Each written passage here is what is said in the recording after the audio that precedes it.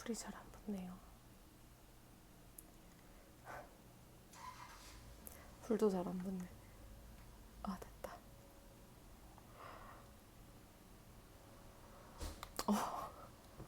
지금 사실 바깥 온도가 엄청 덥습니다. 그 제가 미국에 사는데 히트 웨이브 워닝 이런 게 떴어요.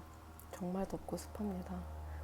우리나라 사람들은 사실 여기에 익숙하겠지만 아, 미국 사람들은 정말 안 좋은 날씨라 생각할 건데 그런 와중에 이렇게 촛불을 켜고 이 열기를 또 느끼고 있습니다. 여러분 안녕하세요. 저는 미묘의 삶, 삶의 묘미라고 합니다. 줄여서 미묘라고 하겠습니다. 사실 제가 유튜브를 애정하면서 구독하는 채널들이 몇 가지 있고 정말 자주 이용하는 그런 플랫폼인데요. 그러니까 소비자로서 이용을 했고 지금까지는 한 번도 제가 컨텐츠를 만들 거라고는 생각을 못했어요. 그런데 오늘 이렇게 별로 준비되지 않은 상태로 보시다시피 계속 프레임이 흔들리죠. 제가 손으로 잡고 있어서 그러고요. 이런 상태로 한번 시작을 해보려 합니다. 생각은 몇 달 전부터 했었는데 지금 보시다시피 이런 어떤 기본적인 준비도 되어 있지 않은 상태지만 저의 내면의 소리를 따라서 여러분께 조금이라도 도움이 될까 싶어서 이렇게 컨텐츠를 올려봅니다. 제가 오늘부터 말씀드리고자 하는 주제는 사실 한 가지는 아니고 이제 여러 가지예요. 그런데 다 그게 어디에 연관되어 있냐면 제가 겪었던 힘든 시간, 그 힘든 시간들에 연결된 그런 경험들에 대해서 말씀을 드려보려 합니다. 사실 사람마다 방법이 다 다를 수 있겠죠. 극복하는 방법도 다르고 같은 일을 겪을 때 느껴지는 그런 감정이라든지 상처를 받는 어떤 지점이라든지 이런 것들이 다 다를 거예요, 사람마다. 그래서 사실 제 이야기를 일반화해서 말씀드리기는 상당히 조심스럽습니다. 다만 제가 원하는 것은 저와 혹시나 비슷한 분이 계시다면 제가 겪었던 그런 일들을 비슷하게 겪으시고 또 비슷하게 상처를 입으셨던 분들이 계시다면 제가 어떻게 그 상처들을 치유하고 힘든 일들을 헤쳐나왔었는지 공유함으로써 여러분께 조금이나마 힌트가 될 수도 있지 않을까 하는 그런 마음에서 이 영상을 올립니다. 제가 제 얼굴을 안 보여드리고 있는데요. 저에 대해서 조금만 말씀드릴게요. 저는 아까 말씀드렸듯이 한국에서 대학원까지 다 나오고 나서 갑자기 미국에 와서 심지어는 이제 한국에서 직장까지 다니다가 3년 전부터 미국에 와서 살고 있습니다. 인생이 참 묘하고 미묘합니다. 제 닉네임처럼. 어쩌다 이렇게 됐는지는 모르겠고요. 그리고 그러니까 저의 정체성은 한국인입니다. 한국인인데 미국에 살고 있다. 그리고 또 한 가지 정말 중요한 정체성은 크리스천이라는 것입니다. 사실 미국에 오기 전까지만 해도 저는 독실한 신자는 아니었어요. 절대 독실하다고는 말할 수 없었지만 이제 뭐 평범했죠. 그냥 어쩌면 평범 이하의 신앙생활 했던 것 같아요. 교회도 잘 안 나가고, 맨날 기도로 뭐 해달라고만 하고. 그런데 제가 미국에 와서 정말 힘든 일들을 나름대로 많이 겪다 보니 오히려 그 시간 속에서 하나님께서 정말 계시구나, 정말 저와 함께 계시구나, 이런 거를 깨달았어요. 그래서 저의 정체성 중에 코어를 이루는 정체성은 크리스천이다, 기독교인이다라는 겁니다. 그래서 앞으로 제가 이 말씀을 드리는 이유는 앞으로 제가 드리는 그런 어떤 방법들, 말씀들, 그리고 경험을 나누는 것들이 사실 제가 기독교인으로서 신의 존재를 알기 때문에 겪을 수 있었고 극복할 수 있었던 것들이었어요.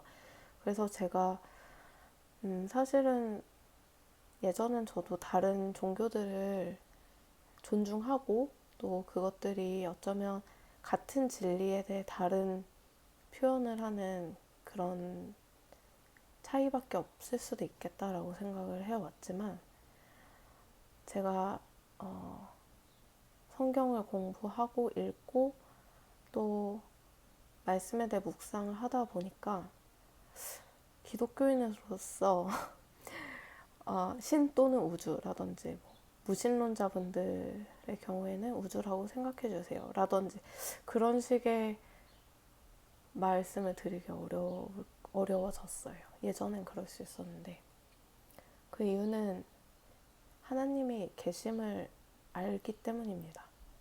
그리고 제가 이 영상을 찍는 이유 중에 아주 중요한 이유 또한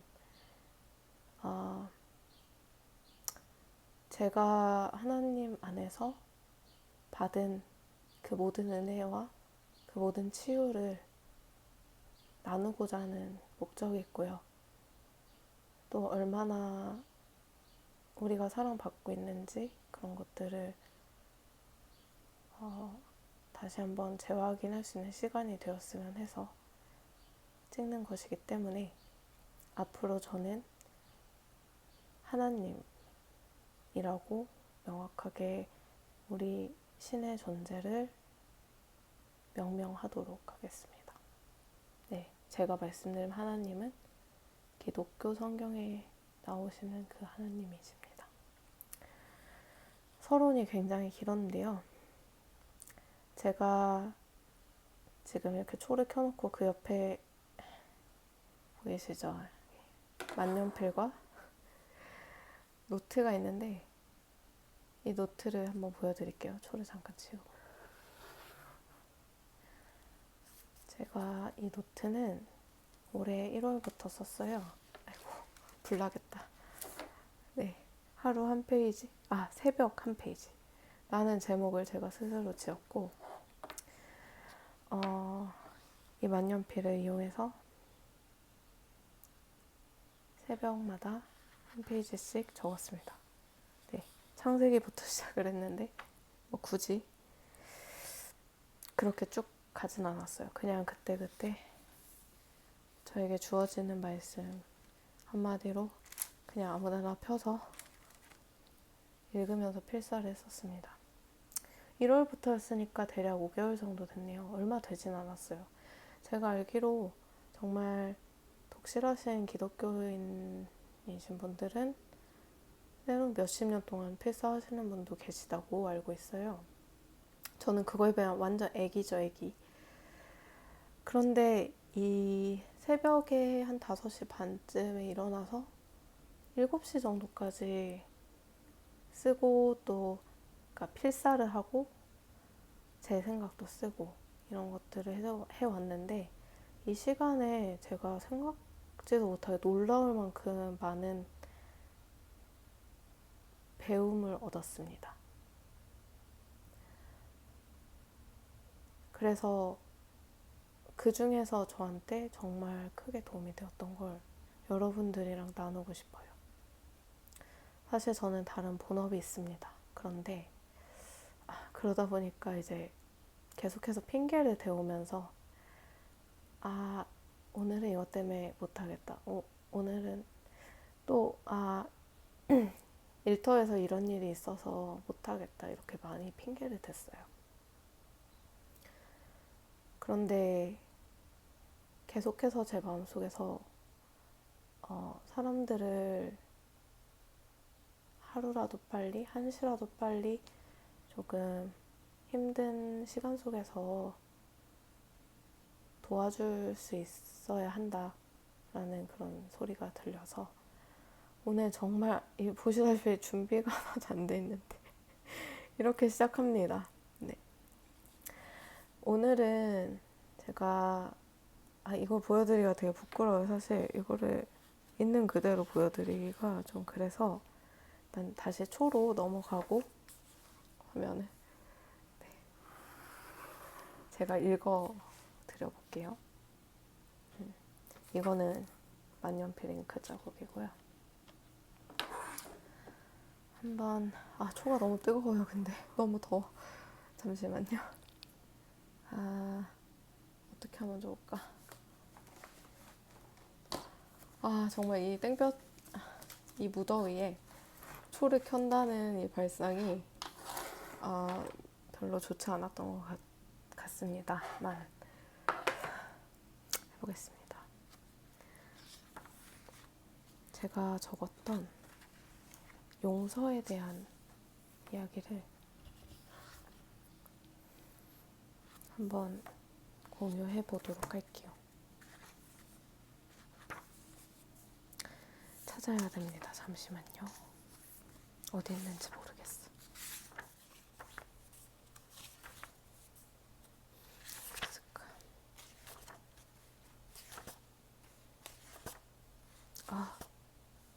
이 초의 열기와 그리고 냄새가 엄청납니다.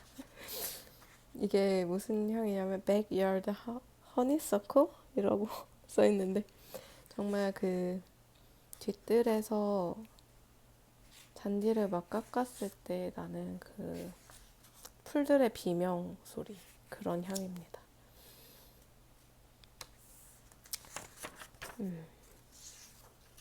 자, 저 지금 되게 못 찾겠습니다. 오늘 아침에 제가 한 번에 쫙 펼쳐졌었는데 찾았습니다. 드디어. 여러분, 용서라는 게 되게 어렵지 않아요? 저는 너무 어려웠어요. 저한테 잘못했다고 생각하는 사람을 완전히 용서한다? 난 아직도 이렇게 괴롭고 힘든데. 이게 잘 와닿지가 않고 왜 그래야 되는지도 모르겠고 그냥 그 사람이 내가 힘들었던 만큼만이라도 힘들었으면 좋겠고 그런 마음이 많이 들었는데 어느 날 생각해 보니까요. 용서라는 게 어떤 사람의 잘못을 마치 그게 잘못이 아닌 것처럼 해주고 내가 일방적으로 희생하고 이런 게 아니더라고요. 사람들이 자주 그러잖아요. 용서하라. 용서하는 게 너를 위한 길이다. 그런데 생각해보면 제가 처음에 생각했던 대로의 정의가 용서라면 그게 왜 저를 위한 걸까요? 저는 힘들고 상대방은 아무 죄값도 치르지 않고 그냥 저한테 용서받고 전 아직도 피가 철철 나고 있는 와중에 그 사람까지 용서하려고 노력을 하는 그 자체가 그게 왜 나를 위한 걸까? 저는 그런 생각을 했던 것 같아요. 그런데 사실 용서라는 게 처음에 말했던 그런 게 아닌 것 같다는 생각이 점차 들더라고요. 용서는 그냥 그 사람이 했던 잘못이 없던 게 되거나 그 사람이 잘못하지 않은 것처럼 내가 생각해주는 게 아니고 그 사람이 나한테 뭔 짓을 했던 간에 내가 영향을 안 받는 거예요. 포괄적 의미의 용서는 사람을 넘어서 어떠한 상황이 나한테 오던 간에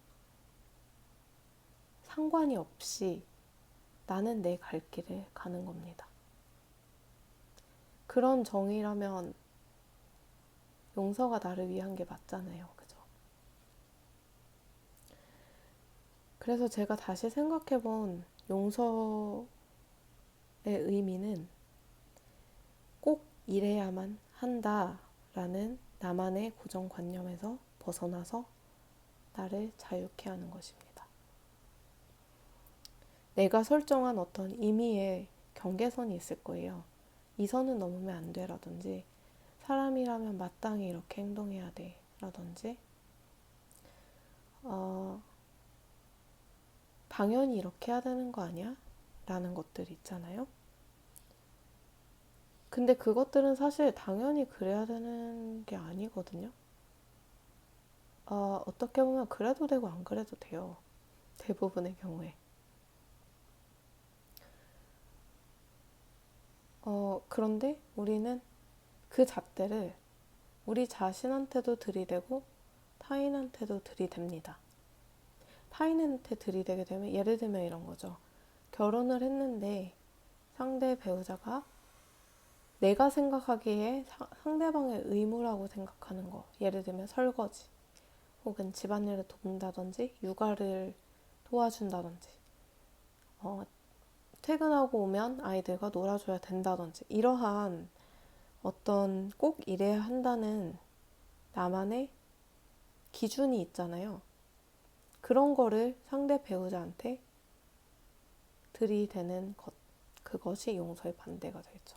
그래서 다시 말씀드리면 상대 배우자에게 꼭 너는 이래야만 하는데 왜 그러질 않냐라고 하는 것이 불행의 씨앗입니다. 만약 상대방이 꼭 그래야 된다고 생각을 하지 않았다면 어떨까요? 예를 들면 상대 배우자가 퇴근을 하고 집에 와서 아이들과 놀아주는 게 당연하지는 않은 일이다 라고 내가 생각을 하고 있다면, 어쩌다 한번 상대 배우자가 아이들과 신나게 놀아주게 되면 그게 얼마나 고맙습니까? 만약에 내가 그걸 굉장히 당연하다고 생각하면 그 사람이 그거를 100일 중에 99일을 해주고 하루를 빼먹어도 나는 고맙지가 않고 당연한 일을 상대방이 했다고만 생각을 할 거예요. 그런데 내가 만약에 그 일이 이 세상에 당연하지 않은 일이다. 뭐 그럴 수도 있고 안 그럴 수도 있다. 그건 상대방 자유다 라고 생각을 한다면 100일 중에 하루를 놀아주면 고마울걸요. 네, 이게 타인한테 갖다 대는 그 꼭 이래야 한다라는 관념이고, 이걸 나한테 적용하면 어떻게 될까요? 제가 굉장히 그런 사람이었어요. 저 자신한테 넌 이래야 돼, 넌 저래야 돼. 당연히 이래야지. 사람이라면 이래야지. 뭐 직장인이라면 이래야지. 이런 것들이 굉장히 너무너무 많았어요. 진짜 무슨 수백 겹의 감옥에 갇혀있는 사람처럼 살았습니다. 그리고 그건 반드시 저 자신한테만 화살이 돌아가지가 않아요. 타인한테도 그 화살이 갑니다. 안 그러신 훌륭한 분들도 계시겠지만 저 같은 경우는 저의 이 깐깐한 기준이 다른 사람들에게도 향했어요. 아까 말씀드린 그런 예처럼 부하 직원 보면은 당연히 직장인이면 부하 직원이면 이래야 하는 거 아니야? 이런 것들이 있고, 상사한테는 당연히 상사라면 이런 식으로 해줘야 되는 거 아니야? 이런 게 있고, 저 자신한테는 정말 수백 수천 겹에 당연히 이래야 하는 거 아니야? 라는 관념이 있었거든요. 관념의 감옥이라고 하겠습니다. 그런데 그 모든 당연히 이래야 하는 거 아니야? 라는 것들은 신의 뜻 혹은 자연의 섭리와 아무 연관성이 없습니다. 괜히 내가 날 가두는 거예요. 그래서 당연히 이래야 하는 거 이 세상에 없다고 스스로 그 감옥들을 부수고 나와서 스스로를 자유케 하는 게 바로 용서라는 생각이 들었습니다.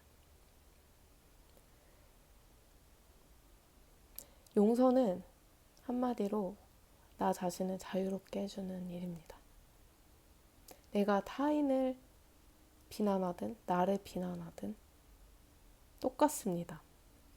내가 나를 더 비난한다고 해서 내가 더 도덕적인 사람이 아니에요. 왜냐하면 나 자신도 하나의 사람이거든요. 한 사람인데 그런 사람을 막 정죄하고 판단하고 막 함부로 대하고 계속 채찍질하면서 뭐라 하고 욕하고 이게 과연 옳은 일일까요? 이것 또한 선하지 않은 일이에요. 그래서 용서는 타인을 용서하는 것도 있고 상황을 용서하는 것도 있고 나 자신을 용서하는 것도 있고 이게 다 하나입니다. 상황을 용서하는 거에 대해서 한번 조금 더 자세히 말씀을 드려보면 현실이 나의 임의적인 기대와 무관할 수 있음을 알고 그것을 받아들이고 오히려 나의 기대에 대해서 의문을 품어보는 행위입니다. 다시 말씀드리면 이런 겁니다. 현실에서 내가 기대하는 게 있잖아요. 사람이라면. 예를 들어서 이번에는 진짜 승진을 꼭 하고 싶다 해서 열심히 노력을 했어요. 근데 그 노력에도 불구하고 내가 승진을 하지 못했다라는 상황이 있다고 해봅시다. 그런데 사실은 내가 노력한다고 해서 승진이 반드시 되어야 할까요? 꼭 그래야만 할까요? 그런 기대는 사실 나의 임의적인 기대입니다. 어떤 자연 법칙 같은 게 아니고 그냥 내가 기대한 거예요. 근데 현실이 반드시 내 기대를 따라줘야만 할까요? 왜 그래야 할까요? 현실이? 그럴 이유가 없습니다. 현실한테는. 그래서 사실은 이 세상에 펼쳐지는 일들은 내가 내 생각으로 당연히 이래야 해 라고 생각하는 거랑 전혀 무관해요. 그대로 갈 수도 있고 안 갈 수도 있는데 내가 그렇게 생각한다고 해서 이 세상이 그대로 움직여 주지는 않죠. 그래서 용서라는 건 사실 현실에 대해서 어떠한 비합리적인 기대도 없이 그저 있는 그대로 현실을 바라보고 현실을 받아들이는 행위라고 저는 생각을 했습니다. 예를 들면 한 가지 더 들어볼까요? 서비스를 받으러 어딘가에 갔다고 해봐요. 예를 들면은 백화점에 갔어요. 백화점에 가가지고 뭔가 화장품을 테스트하고 싶었어요. 그래서 직원한테 이제 부탁을 드렸어요. 테스트를 해보고 싶다고. 그런데 이제 그 직원분이 조금 응대를 싸늘하게 하셨다라고 했을 때 상처를 받잖아요. 그 마음의 상처를 받는데 사실 그러면서 이제 또 막 컴플레인 걸까 막 이런 생각도 들고 그렇잖아요. 근데 사실 생각해보면은 타인이 반드시 나한테 친절해야 한다는 그 믿음이 과연 반드시 그래야 하는 걸까요? 그걸 저는 이렇게 부르겠습니다. 당위적 믿음이라고. 그런 당위성, 누군가가 반드시 이래야 한다, 무엇이 반드시 이래야 한다라는 그 믿음이 불행의 씨앗이라는 생각이 들고 또 불화의 화근이라는 생각도 듭니다. 또 내가 상처받는 주된 이유이기도 하고요. 타인의 친절함은 내가 타인에게 갖는 기대와는 무관합니다. 그 친절은 타인에게 달려있어요. 그 사람이 친절하고 싶으면 친절한 거고 안 친절하고 싶으면 안 친절한 거예요. 내가 그 사람이 친절해야 된다고 생각한다고 해서 그 사람이 친절한 건 아닙니다. 친절해지는 것도 아니고요. 그리고 세상 일에 대해서 세상에 어떤 일이 일어나는지에 따라 내가 사랑하고자 하는 의지가 변하지 않는 것. 이것이 용서인 거라고 생각합니다. 무엇보다도 세상 위에서 벌어지는 일들은 내 태도와 무관하다는 것을 깨닫는 것입니다. 내 태도에 대한 선택권은 나한테 있습니다. 하지만 그 외의 것들은 내가 특정한 기대를 갖는다고 해서 통제할 수도 없고, 또한 그것들이 내 태도를 통제할 수도 없습니다. 이것은 제가 보기에 가장 완전한 수용의 태도이자 순종이자 주체적인 존재가 되는 깨달음입니다. 순종과 주체성이 동시에 얻어진다는 게 굉장히 미묘하죠. 제가 성경에서 발견한 진리들, 그 깨달음들이 다 이런 식인 것 같아요. 굉장히 모순되어 보이면서도 미묘합니다. 이 오묘한 진리를 앞으로도 여러분과 함께 나누고 싶습니다. 우리의 보편적 믿음과는 반대로 수용과 순종에 대한 깨달음, 있는 그대로를 그저 있는 그대로 받아들이고자 하는 그 마음이 우리를 자유케 하고 우리를 주체적으로 만듭니다. 이로써 우리는 어떤 조건에서도 사랑할 수 있는 자유를 얻었고, 또한 당위성의 감옥에서 나와서 이제 정말 주체적인 삶을 살아갈 수 있는, 남 탓하지 않을 수 있는 그런 삶을 얻었습니다. 다음번에는 또 다른 이야기로 다시 만나기를 바랍니다.